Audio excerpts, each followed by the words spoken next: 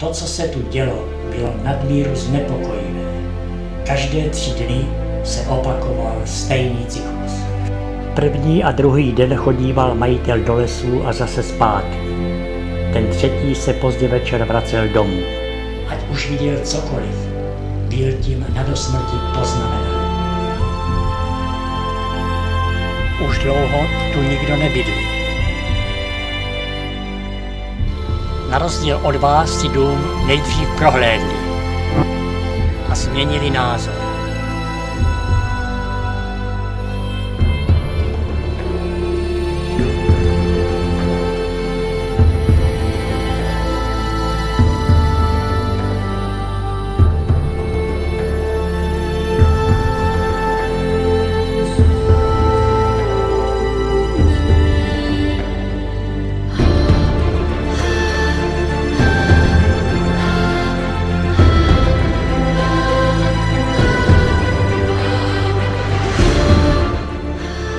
Se liší, že ano?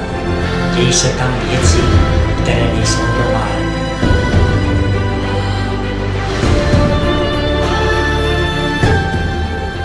Vy o tom víte? O čem? O tomhle.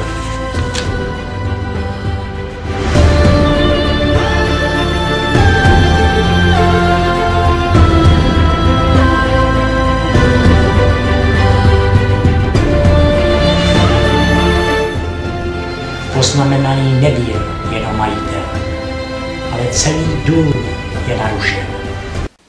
Tak se v něm nestrete.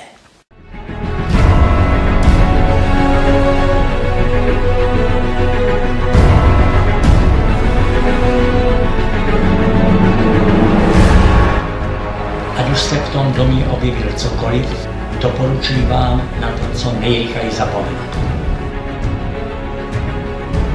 Nevím, co se tam stalo, ale když vybíhal z domu, byl velmi vyděšen a já si nepřeju, aby se vám stalo to samé.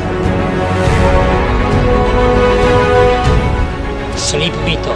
Nikdy se nepůjdeš podívat do toho lesa. Slíbit vám nemůžu nic.